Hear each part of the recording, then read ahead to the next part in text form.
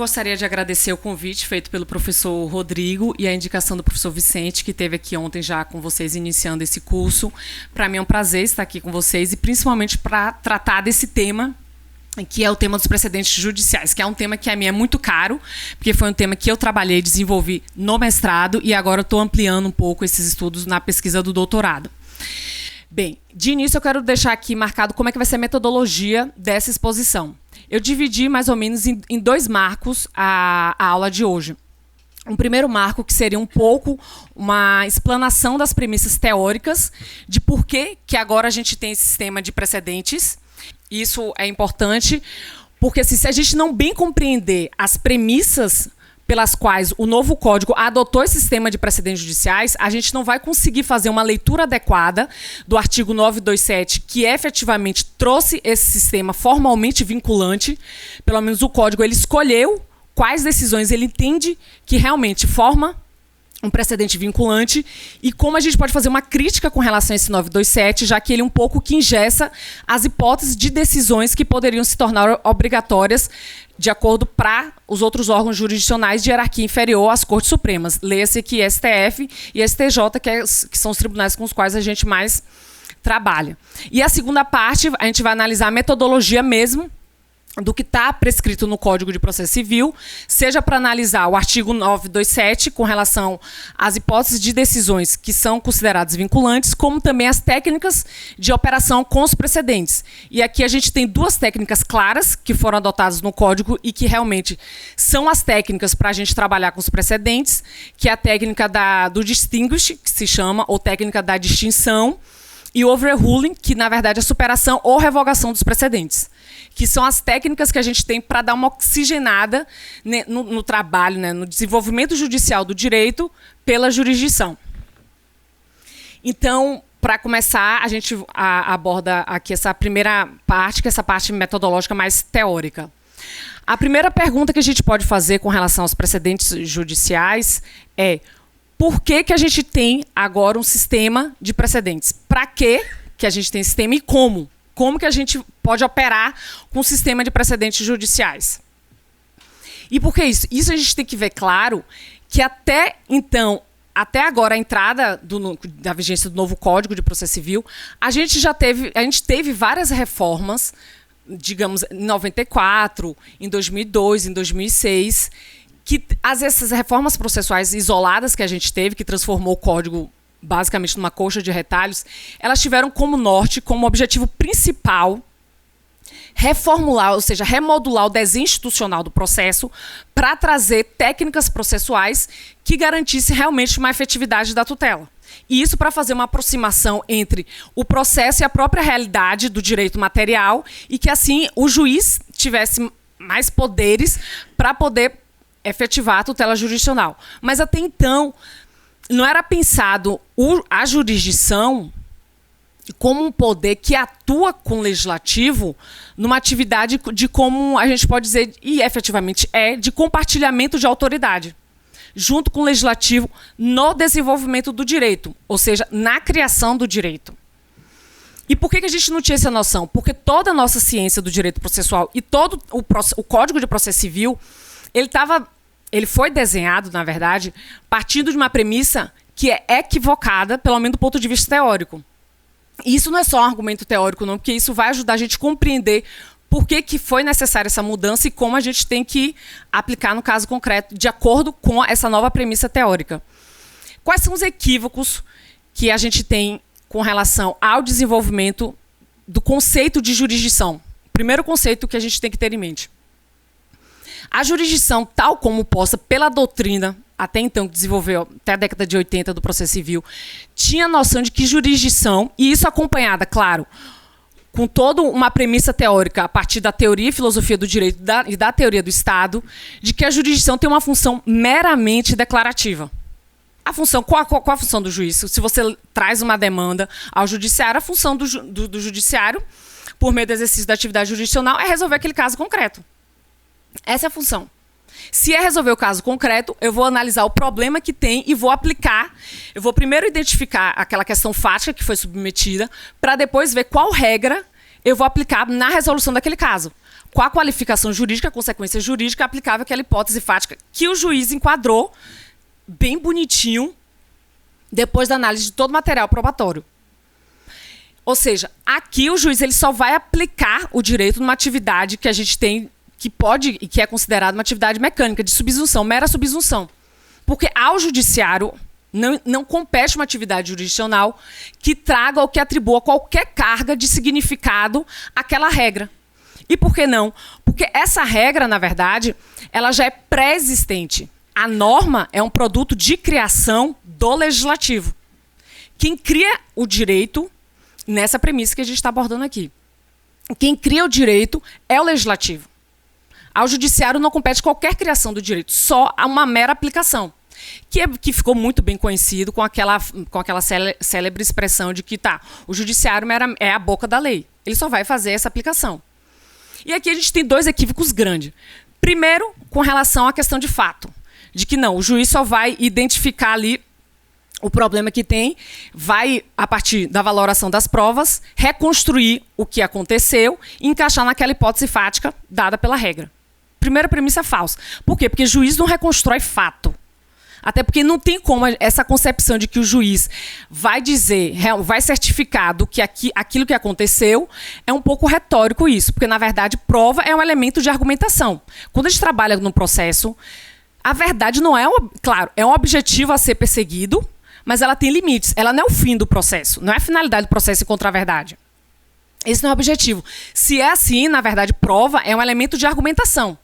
Ambas as partes, numa demanda específica, autor e réu, vão debater sobre se aquele fato aconteceu ou não, trarão cada qual uma narrativa fática a respeito das alegações e tentarão demonstrar veracidade, e o juiz, a partir daquilo que foi construído no processo, ele vai identificar se aquele fato poderia ter ocorrido ou não. Mas note que aqui não é uma atividade de reconstrução dos fatos. A prova é um elemento de argumentação, para poder favorecer, e, digamos, quem ganhou aquela causa ou não, pelo menos no campo da verificação dos fatos, da veracidade das alegações de fato.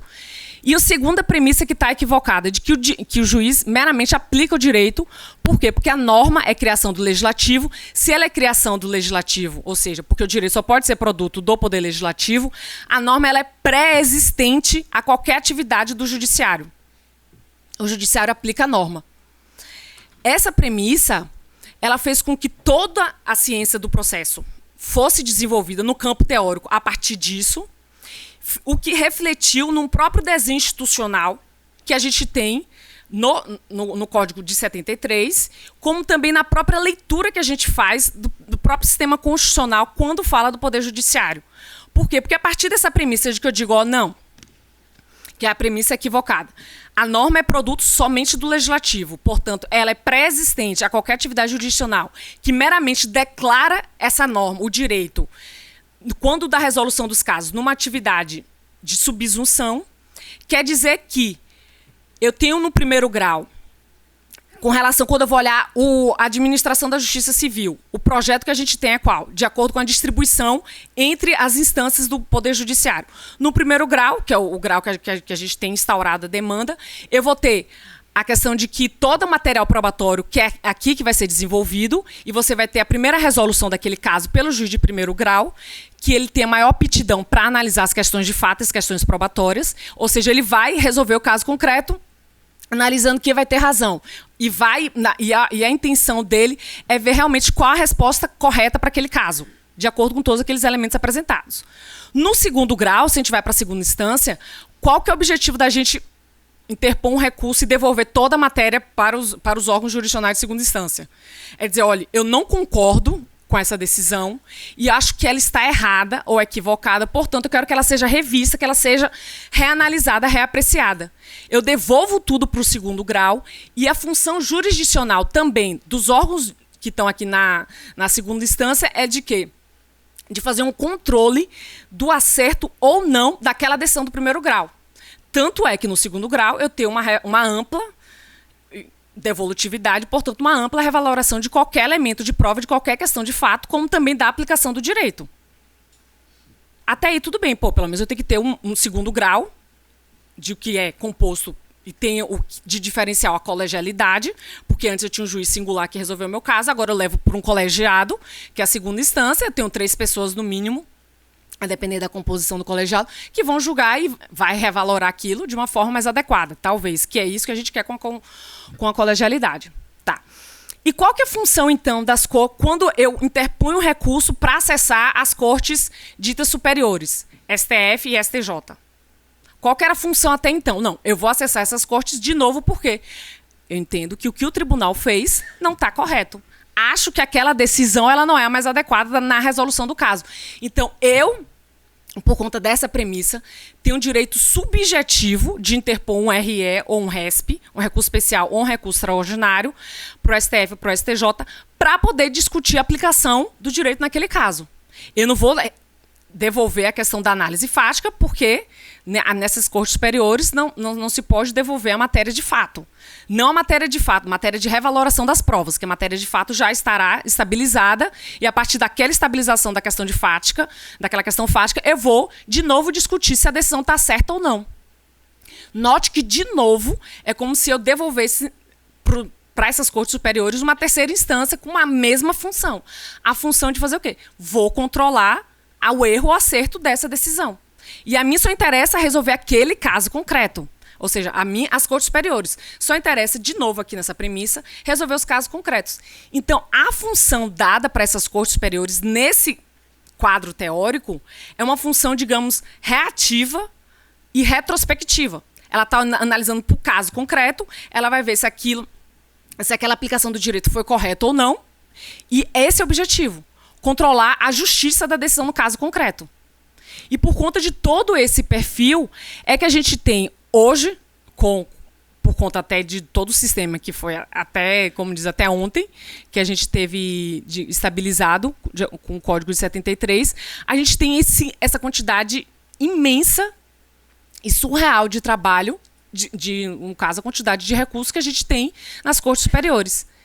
Essa quantidade de recursos é por quê? Porque qualquer um tem o direito subjetivo de acessar essas cortes. Direito fundamental de acesso à justiça. Agora, o problema é o que eu entendo como acesso à justiça e como ele deve ser compreendido. Como que esse direito fundamental ele deve ser compreendido para bem tanto das partes, quanto também do trabalho do outro lado, do Poder Judiciário. Porque se o Poder Judiciário não bem exerce, ele não tem condições estruturais e institucionais de exercer o seu papel, pouco adianta você proclamar qualquer direito fundamental, porque estruturalmente você não vai ter condições de realizar aquilo. E dentro dessa premissa dessa quantidade de recursos, o que o tribunal, qual foi a técnica que o tribunal criou para poder trabalhar? A técnica básica das cortes superiores, as súmulas. Súmulas da jurisprudência predominante. Qual o perfil da súmula da jurisprudência predominante nesse contexto? O papel da súmula aqui, na verdade, é um método de trabalho para esses tribunais, para essas cortes superiores. Por que método de trabalho? Porque, pense, com a quantidade de recursos que tem e como até então não era obrigatório, não se percebia a necessidade de se adotar um sistema de precedentes vinculantes. As cortes trabalhavam tão somente voltadas para a resolução do caso concreto. Se aquela interpretação foi adequada ou não, dada pelo órgão jurisdicional de segunda instância. Ele nem sabia o que foi decidido. Nenhum ministro tinha condição de saber o que já foi decidido dentro do próprio tribunal. Então, a súmula ela apareceu como método para dizer, olha, eu já decidi um assunto várias vezes. Pouco importa se o caso era semelhante ou não.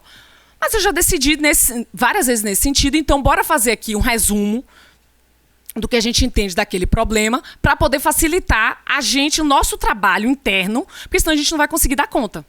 Então, olha a mentalidade com a qual a súmula foi criada e foi idealizada.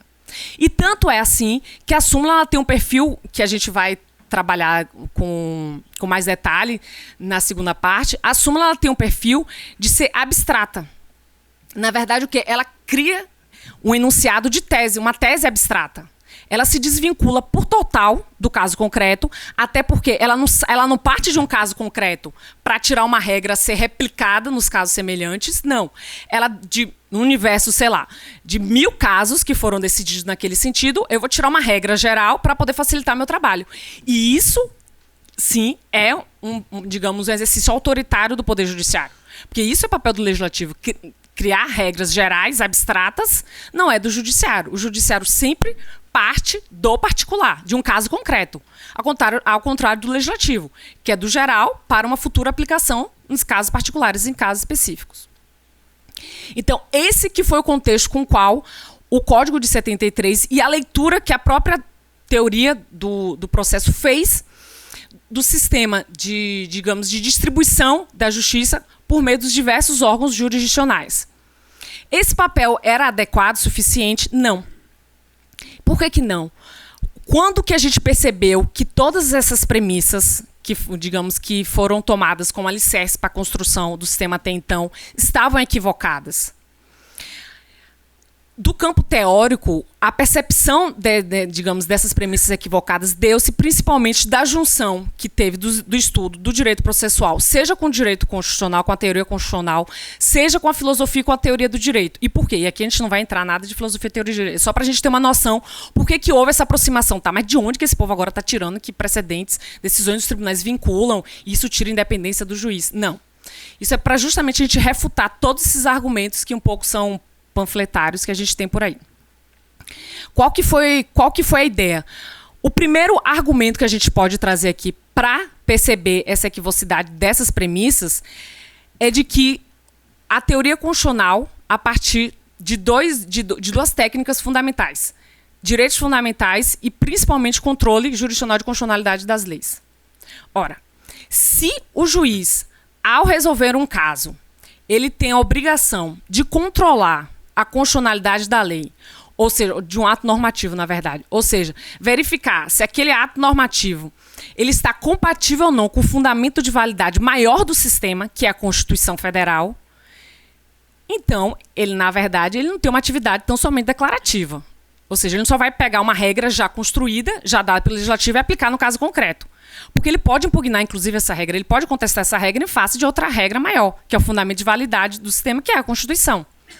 Então, o controle de constitucionalidade, esse controle jurisdicional de constitucionalidade dos atos normativos, ele fez perceber um caráter que até então era, não que não existisse, existia, mas era ignorado pela doutrina e pelo próprio legislativo quando do desenho institucional do processo. No caso da elaboração do Código do CPC de 73. Porque em 73 a gente já tinha controle de constitucionalidade, mas não era uma coisa percebida até então. A gente teve essa percepção muito mais, claro, com a Constituição de 88 e dessa aproximação que a gente teve da teoria constitucional com o processo civil. Essa é a primeira premissa. Se o juiz exerce esse controle, na verdade, ele vai fazer, antes de aplicar o direito, ele tem um papel, na verdade, de interpretar o direito. Então, o conceito até então de interpretação do direito, ele muda. Que antes, na verdade, não fazia a interpretação, essa atividade jurisdicional não fazia parte, na verdade, do judiciário, que era somente de aplicação. O juiz interpreta o direito. Quais foram as outras causas que a doutrina geralmente traz para dizer, para deixar isso claramente e para deixar certificado de que aquelas premissas eram equivocadas? O segundo fator que a gente tem é o chamado caráter argumentativo do direito. E essa percepção dessa causa deu-se através também dessa aproximação do direito processual com as teorias da filosofia do direito. Para dizer assim, olha, não, o direito, na verdade, ele tem um caráter argumentativo. Ele não é um dado, não é um produto legislativo estático dado para a gente aplicar. Não, esse conceito de direito ele é disputado. E ele é disputado pelas partes no processo, como é disputado entre os órgãos do Poder Judiciário. Cada qual vai ter uma resposta, certo ou não, que daí depois a gente vê, na resolução de um mesmo problema jurídico. Se você distribui 3 demandas semelhantes para 3 juízos distintos, a gente pode ter 3 respostas diferentes. Se a gente tem essas respostas diferentes na resolução de um mesmo caso concreto, não é porque o direito é dado. O direito ele é interpretado, ele tem um caráter que está em disputa. E esse caráter argumentativo do direito, se a gente parar para pensar, e ele é dado pelo próprio Estado de Direito, ou seja, pelo próprio poder legislativo, que se antes ele negava que o judiciário tivesse algum poder, na verdade ele que sempre deu esse caráter argumentativo por meio do chamado caráter procedimental do Estado de Direito. O que vem a ser esse caráter procedimental? O caráter procedimental quer dizer o quê? Que o próprio Estado de Direito ele dá às partes o direito de acessar a jurisdição. Se ele dá o direito de acesso à jurisdição, se ele dá, de outro lado, o direito à ampla defesa, o direito ao devido processo legal, significa o quê? Significa que o Estado ele dá instrumentos para que as partes possam contestar aquele conceito que, a princípio, ele seria já dado pela atividade do legislativo. A partir do momento que eu entro com uma demanda, eu vou, na verdade, questionar a própria autoridade daquela regra que foi dada pelo legislativo.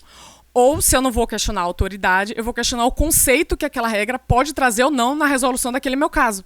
E eu vou querer manipular esse conceito, porque se você vai trazer isso como atividade de argumentação, e que hoje isso é a grande linha mestra do novo código, e que vai mudar muito o papel da litigância, é isso, porque uma coisa que, na verdade, todo mundo já sabe, todo mundo trabalha, isso é evidente. Mas até então, para a teoria, eu acho que não era tão evidente. Tinha um véu, porque características, digamos, premissas ideológicas. Mas o direito, ele é argumentação. Então, o ônus argumentativo, direito é texto é linguagem é argumentação. Não há dúvida. Então, assim, no judiciário, isso com os precedentes vai ficar mais evidente, a gente vai disputar a argumentação. Vai ganhar quem tiver uma argumentação mais coerente dentro de todo aquele contexto decisório e do contexto dos elementos que foram desenvolvidos no processo.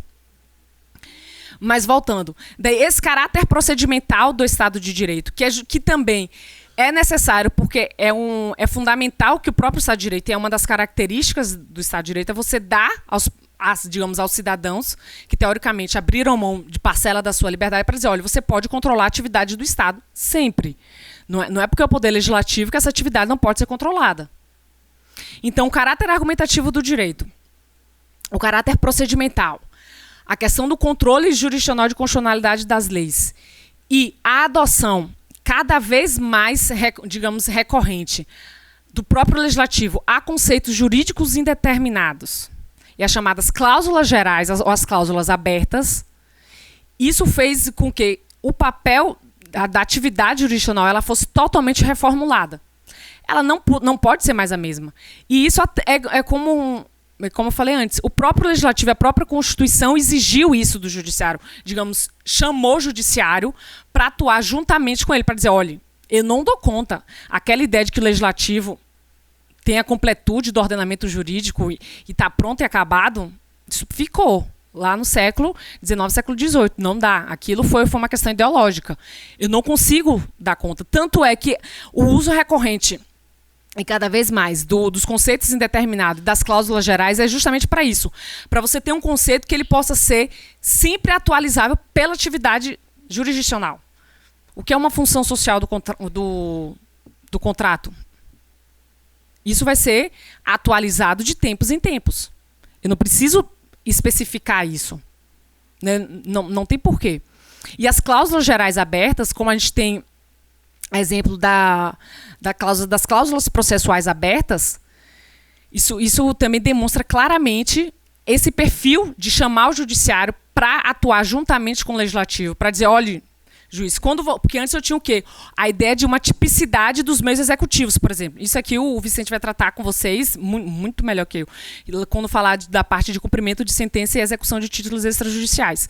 Principalmente cumprimento de sentença. A característica que a gente tinha no Código de 73 era uma tipicidade dos meios executivos. Olha, o juiz ele vai atuar nesse quadrado, está aqui delimitado. Ele não pode ir além do que já está desenhado aqui. Só que o 461, quando veio, ele veio justamente nessa intenção de dizer, não, essa característica da tipicidade, ela não é consentânea com o direito fundamental a uma tutela jurisdicional adequada. Porque eu só vou ver qual a melhor resposta para a aplicação daquele título executivo judicial de acordo com as circunstâncias do caso concreto. Então eu dou para o juiz, olha, empregue os meios executivos que você entender que são adequados para atingir esse objetivo. E isso também foi, digamos assim, uma das causas que fizeram com que se repensasse esse papel da atividade jurisdicional. Para dizer, não, o juiz, ele não só aplica direito, ele, na verdade, ele tem uma atividade interpretativa. Antes de aplicar, ele interpreta o direito. E essa questão do caráter argumentativo do direito, eu vou trazer um exemplo bem simples para a gente poder ilustrar isso. Qual que é o exemplo? Isso é bem usado, principalmente, ele é bem divulgado no campo da teoria do direito e filosofia. Eu tenho uma regra simples. É proibido veículos no parque. Bom, qual a dúvida? É proibido veículos no parque.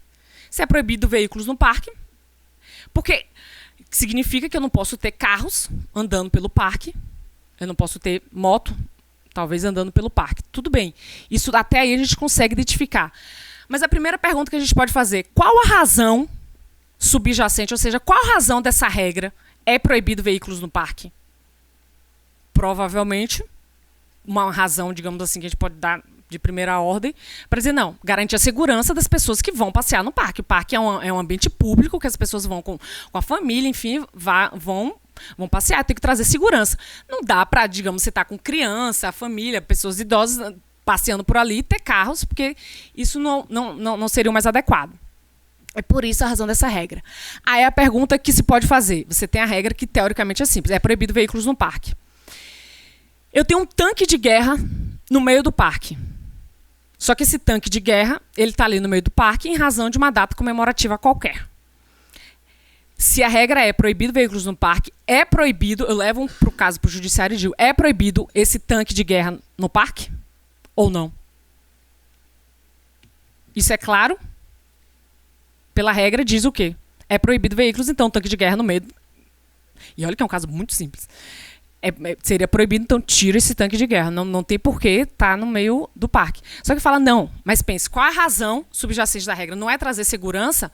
O tanque ele é meramente decorativo, praticamente. Ele só está ali em razão de data comemorativa. Então, ele não está ferindo, ele não está violando, pelo menos, a razão subjacente da regra. A razão pela qual aquela regra existe. Então, não tem porquê você proibir um tanque de guerra. Um tanque de guerra poderia estar no parque. Isso já é uma disputa do conceito. Outra disputa. É proibido veículos. O que são veículos?